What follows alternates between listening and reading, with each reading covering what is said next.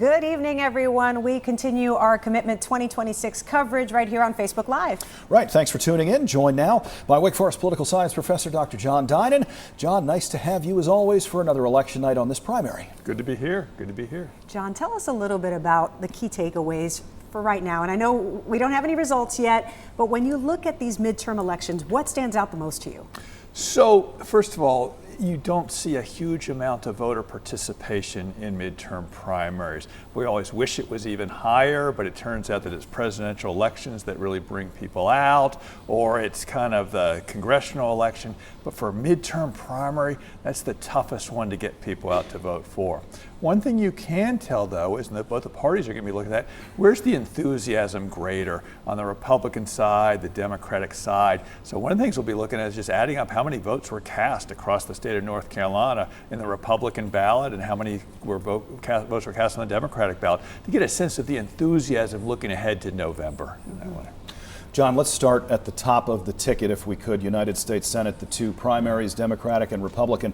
There was some interesting polling that was released just a few days ago on the Republican side. This was done by Harper Polling, published in the Carolina Journal. They asked about 600 likely registered Republican primary voters, who's your top choice? Number one choice, over half said unsure. Michael Whatley, a strong second, 38%, and Don Brown was third. Should that concern Republicans that Michael Whatley may not have the name recognition yet, or by the time we get to November, is that no longer going to be an issue, presuming he wins tonight? Whatley certainly has an uphill battle to get that name recognition in that way. I mean, in the Cooper-Whatley matchup, if that turns out to be what it is, Whatley is going to have the uphill battle to get that same name recognition. That being said, as soon as you get a party nominee on the Republican side, if it's Whatley or in case if it's someone else, the party coalesces behind there. He will have that opportunity. It may take him a few months through the summer and into the fall before he kind of gets that name recognition, but that's probably not the biggest concern right now in that sense. It's to be expected that he just doesn't come in there with huge name recognition, and he will get it over time. John, Kenny just mentioned unsure, and I want to piggyback on that and talk about unaffiliated voters, because we remain such a competitive state, and a great deal has to do with those unaffiliated voters. I mean, we talked about them being 39% of our voters right now. And we should say that unaffiliated voters, they do make up about 2 out of every 5 voters, registered voters. That being said, unaffiliated voters are of various types. There are the true unaffiliated voters who might in any given election go Democratic or Republican. The vast majority of those unaffiliated voters are really Democratic leaning or Republican leaning voters. A lot of those folks choose the unaffiliated to keep their options open for primaries, because if you're an unaffiliated voter, you can vote in the Republican, the Democratic primary, you take your pick. So one might say they have the best of all worlds of unaffiliated voters to be able to have maximum influence. I say all that because at the end of the day, yes, 40% or close to 40% of North Carolina registered voters are unaffiliated. That being said, the vast majority of them usually line up with the Republican or Democratic side. And yet, that does leave a not insignificant portion of folks who usually will carry the day in November. Which way do those true unaffiliated voters go, and which way do they shift in November? Roy Cooper's holding his watch party tonight in Raleigh, not far from the governor's mansion, where he lived for 8 years, not that long ago. Michael Whatley is having his watch party in Charlotte.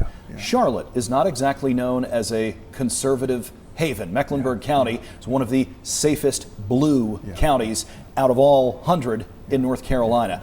What do you make of the Whatley decision to be in Charlotte and try to energize the conservative voting base in one of the bluest parts of North Carolina? So part of that will be directed to people in Charlotte proper, the city, but also a lot of that is directed to the exurban areas, the areas right around Charlotte, the Union County areas, the places where you will find more Republican votes in that way. So him being down there in the Charlotte area is meant to realize, first of all, it's a huge population center. He probably won't reach as many folks within Charlotte itself, but a lot of areas in the surrounding Charlotte area he's trying to reach.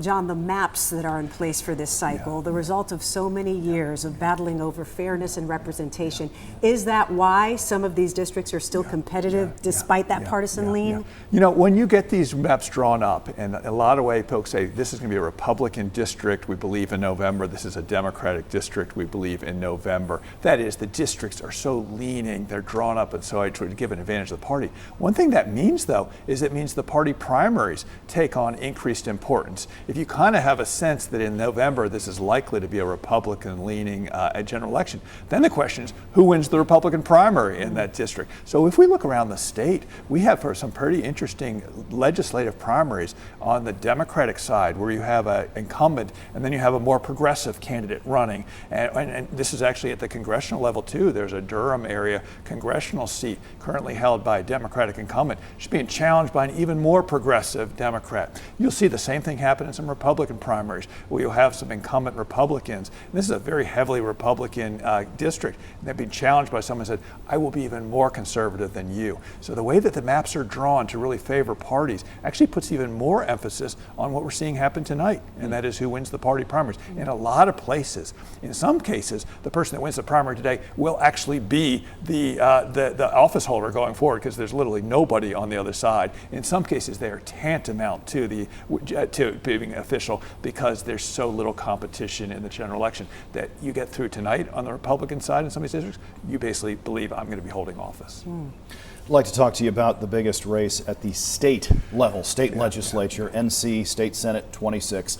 Phil Berger, he's held that seat for 25 plus years, challenged by perhaps the candidate with the most name recognition of any challenger at this level of government in a long, long time, Sam Page, Rockingham County Sheriff for the last 28 years.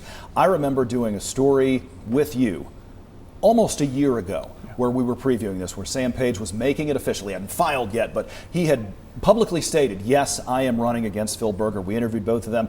I asked you at the end, early handicap, what do you make of this race? And you told me essentially it would be a big upset if Sam Page won.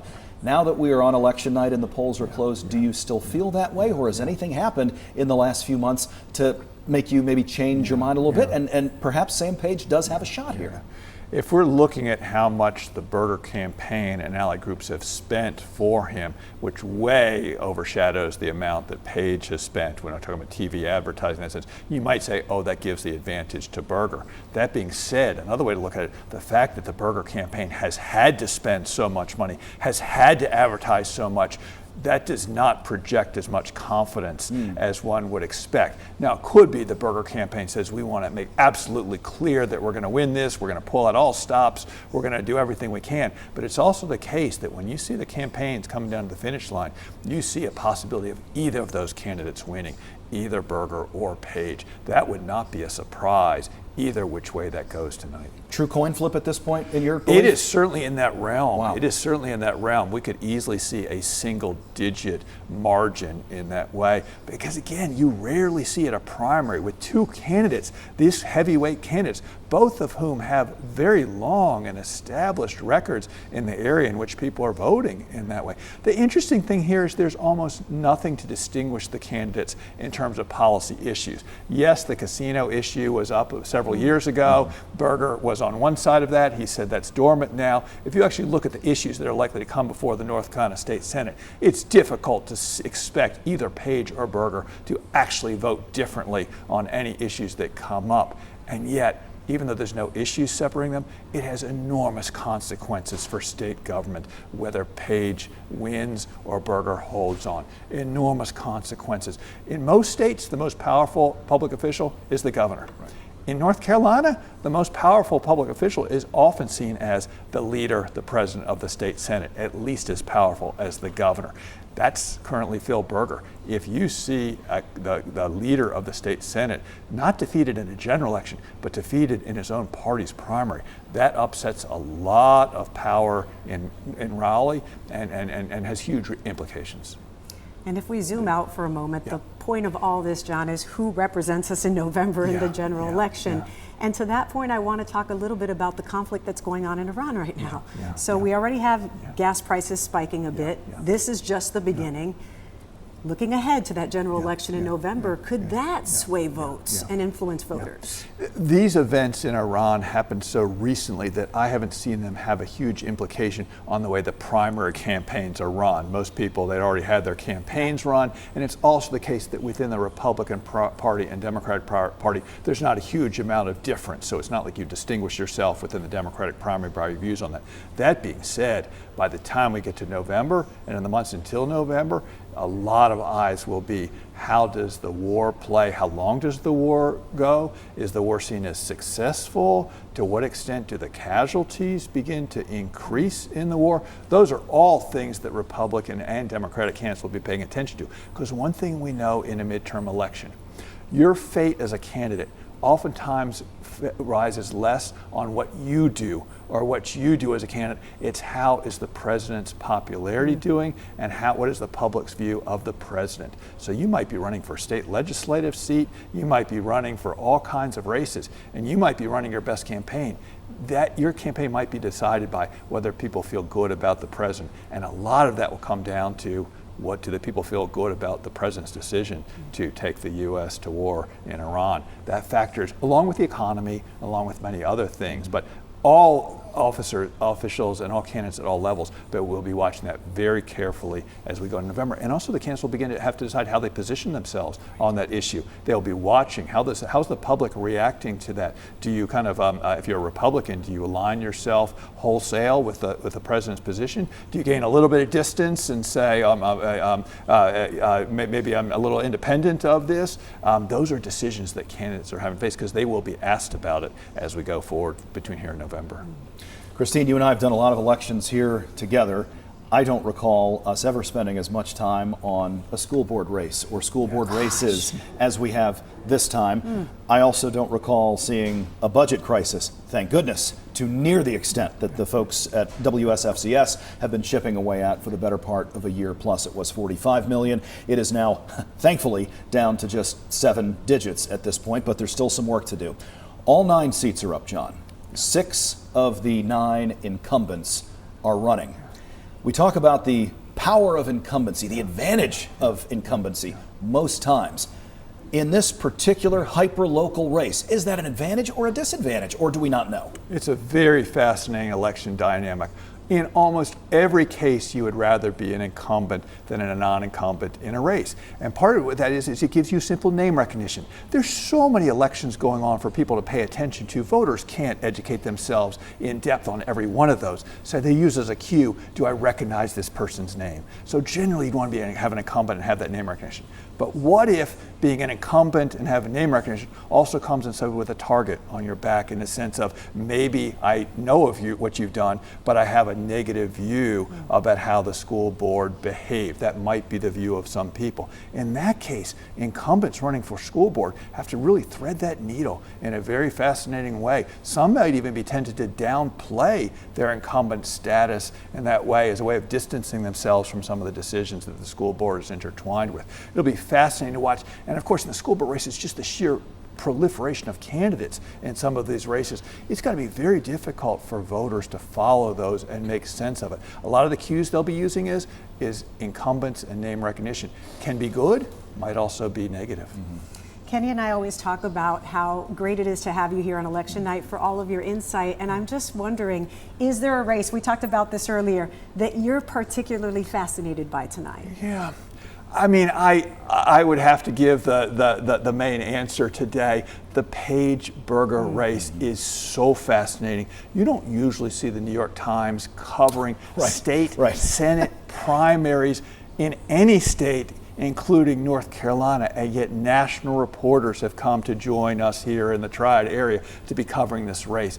It is so fascinating, and because the implications of this are so significant, not because you would likely get any different votes cast if it's Berger or Page, but because Phil Berger is perhaps the most powerful person in the state of North Carolina's politics. If he loses his race, then people start kind of taking jockey. Who's the next leader of the state Senate? And it just changes the dynamics dramatically. So that continues to be the one I'm following. There's none others that come close to that right So now. it's basically unseating the establishment. It's right? a huge thing in that sense. And again, if you're Senate leader in North Carolina, you have as much or more power than the governor does. The budgets are set in large part by the leader of the state Senate. You have huge influence over that. And those are huge implications for North Carolina politics. You have a different state Senate leader. We could go in a lot of details about this. North Carolina Republicans don't always see eye to eye. Nor Republicans control the state House and they control the state Senate. But there's a reason why we don't have a budget yet. The budget was supposed to be done in July. It's the reason because Republicans, this isn't a battle between Republicans and Democrats on the budget. It's between a Republican-led Senate led by Phil Berger and a Republican-led House.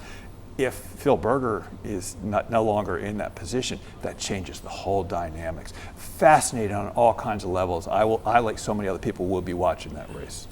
I don't know about the two of you. I wish we had some numbers, but we're not going to have them till 8:30, so we got to wait a little bit longer. John, we appreciate the insight as always. Don't go far. Quick programming note: it's a Tuesday night, so NBC, the main channel here, of course, that we broadcast on, they have an NBA game tonight, Spurs 76ers. That begins at 8 o'clock. That'll be wrapping up around 10:30 or so tonight. So if you are looking for election coverage, we have you covered, but you need to go to Very Local. That is a free app. It's a streaming service, does not cost a nickel. You can get it on Amazon Fire, you could get it on Roku, the Apple App Store, or Google Play. We will have wall-to-wall coverage on Very Local starting at 9 o'clock tonight, and we will also have our 11 o'clock newscast on WXII as normal. The game should be well over by then.